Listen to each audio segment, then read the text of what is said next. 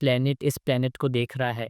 और अक्सर हम ज्योतिष के पास जाते हैं तो वो भी यही बोलता है कि आपके तो राहु की दृष्टि पड़ी हुई है, इस भाग में ये पड़ा हुआ है। तो आप इसके कॉम्बिनेशंस के बारे में बताइए कि ये कैसे काम करते हैं?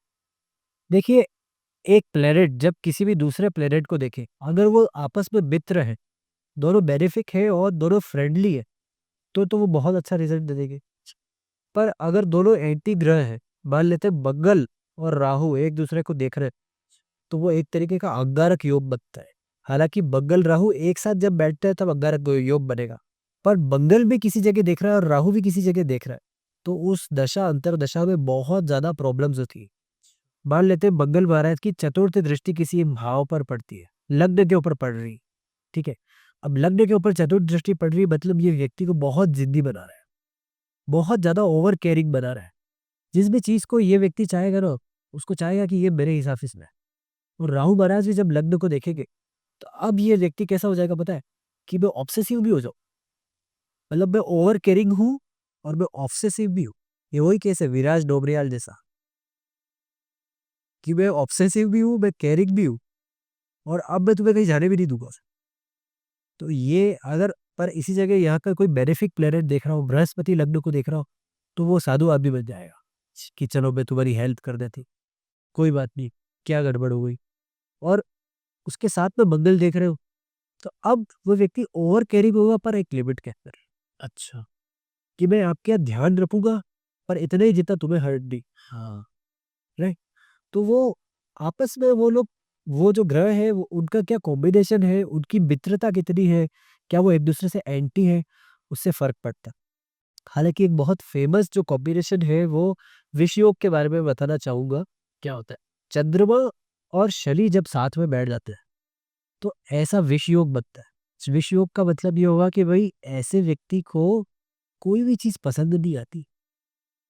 जो क्रिटिकल लोग होते हैं ना, आप उनको, बस आप उनको बहुत अच्छी पेस्ट्री ला के दो हाथ का, सही बात है। वो बोलेगा इसका रेपर अच्छा दिख। Correct, correct. राइट। हाँ। और ऐसे लोग जीवन भर दुखी रहते, क्योंकि इनको, अपन इनको कहते हैं नेगेटिव लोग हैं ये। हाँ, इनको अच्छा कुछ नहीं लगता।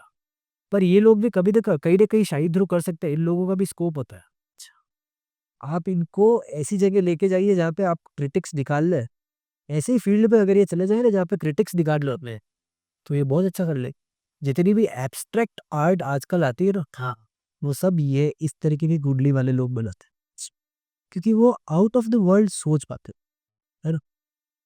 ये एक इम्पैक्ट आता है। फिर एक चंद्र केतु की युति होती है। चंद्र केतु अपने आप में क्या, तो देखिए केतु महाराज अपने आप में एक इंटरनल थॉट दिखा रहा है, कि मैं अंदर अंदर सोचता हूँ, इंट्यूटिव एबिलिटीज है मेरी, या मैं सब कुछ जो एनर्जी वो इनसाइड जा रही है, बाहर से अंदर की ओर आ रही है। हाँ, राइट। चंद्रमा जो है वो एक फिकल प्लेनेट है, उसको सब तरफ घूमना पसंद है, विचरना पसंद है, चीजें खाना पीना पसंद है, मजे करना पसंद है। हाँ। और ऐसे लोगों के साथ में जब भी चंद्रमा के साथ केतु आ जाए, तो वो व्यक्ति इंट्रोवर्ट हो जाता अच्छा। है। सब कुछ देख रहा है, सब कुछ ऑब्जर्व कर रहा है, आसपास सब चीजें चल रही, पर वो अंदर अंदर सोचता रहता है, सोचता रहता है, सोचता। ओवर थिंकिंग वाली जो थी। बिल्कुल ओवर थिंकिंग, वो भी अपने ही स्तर पे। देखिए इनमें दो अलग अलग कॉम्बिनेशन। एक व्यक्ति खुद अंदर अंदर सोच रहा है किसी एक विषय पर, हाँ। Right, correct. या अलग अलग विषय पर व्यक्ति भीतर भीतर सोचे जा रहा है, डीप लेवल पे जा रहा है।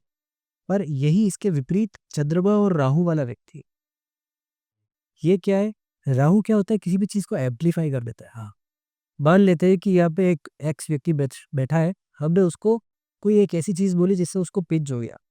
अब वो यहाँ से घर तक जब जाएगा ना उसके, तब तक वो 100 दूसरी चीजें और एड ऑन कर देगा, कि यार मोहित जी ने मुझे ये भी बोला था, मुझे ये भी बोल दिया, और अगर ये मुझे ऐसा बोल देंगे तो मैं वैसा कर दूं, ये नहीं ये बोल देंगे तो मैं वो कर दूं। हाँ, तो ये चंद्रमा राहु इस तरीके से अलग हो जाता है।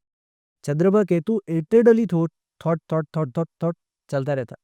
और चंद्र शनि बिल्कुल अलग चीज है, कि भाई मैं तो पहले ही क्रिटिक्स करने के लिए वो। अच्छा, ओके। एक डिस्टॉर्टेड फीलिंग है चंद्र राहु, एक ऐसी फीलिंग है जो अंदर अंदर सोच रहा है, सोच रहा है, सोच रहा है, और एक ऐसी फीलिंग है कि क्रिटिकल थिंकिंग क्या, गड़बड़ी कैसे निकाली। तो ऐसे ही ये तीनों प्लैनेट्स अलग अलग काम करते हैं।